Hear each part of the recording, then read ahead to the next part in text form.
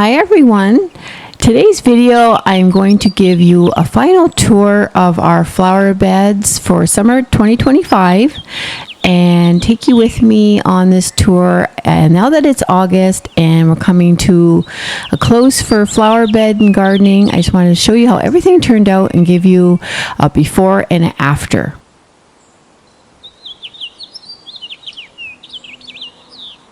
In today's video, I'm going to show you our gardening process that we planted for our back garden and digging up the holes now that it's August, and I want to show you how everything turned out. From everything that we purchased was about May 2-4 weekend. We started our planting, we did our edging, and obviously the weeding of the garden, preparing it, but all the planting was finished, as you can see here, and it turned out wonderful. I planted a lot this year, hoping for a lot of color, and boy did we get color. You have to stay tuned for that to see how this garden turned out. Now that it's August, I'm going to show you all the August blooms. Now that everything's full and lush, we're getting towards the end of summer, I just want to take you guys with me to show you how everything came and turned out.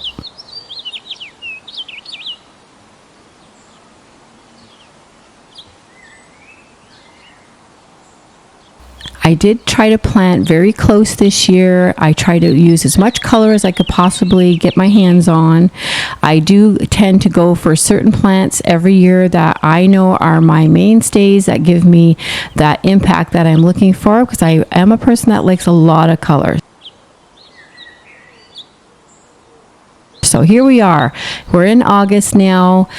All the planting is in full bloom and the garden just exploded with color, as you can see here.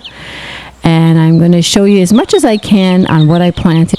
Right here you see Sunfinity. This is my first time trying Sunfinity. It's beautiful, as you can see. It turned out gorgeous. And I did plant a lot of Zinnias for color, and they gave such a beautiful display this year.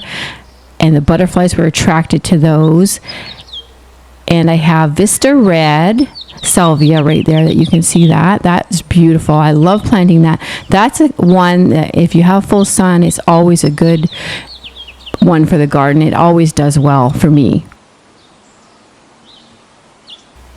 I tend to stay with the lantanas, and I do plant the Inca yellow marigolds because I find they also are another one that always turns out really well for the garden. And there you see lantana. That's another one that always does well for me. And look at that gorgeous color. Has that little bit of red and a little bit of orange mixed together. I do like my petunias, so I do tend to put the petunias in for color too.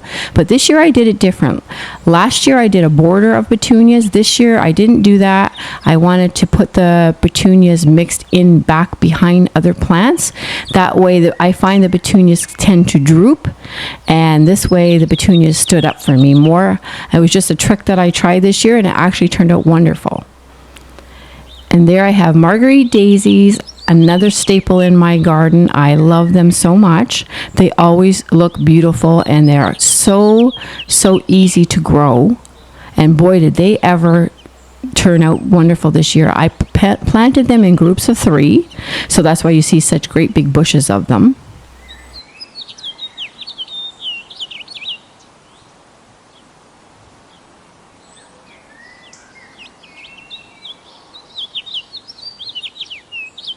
I did try a different petunia this year. You'll see the purple right there, the low one. It's called Cosmic Violet. And there it is right there, and it's so beautiful. I hope the camera does it justice. In person, it's just gorgeous. And I put it with yellow because I think yellow and purple always complement each other. I love that combination. And there is my perennial sage. It turned out gorgeous this year. Everything was just so lush in the garden this year. I hadn't fertilized not one flower this year, so I don't know how everything turned out so beautiful. We had great weather, a lot of heat this year, and I kept up on my watering religiously, and that helped everything, I think, a lot.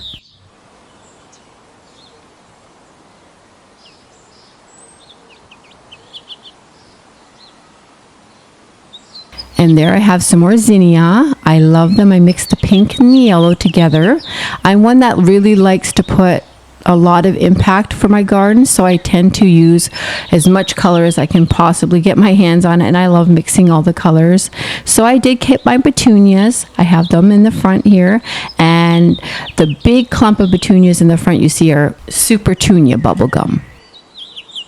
And here's a shot of the garden a little bit farther back so you can kind of see how it turned out, because I know we were getting close to the flowers there, but I really wanted to show you all the color and how everything just came together so beautifully.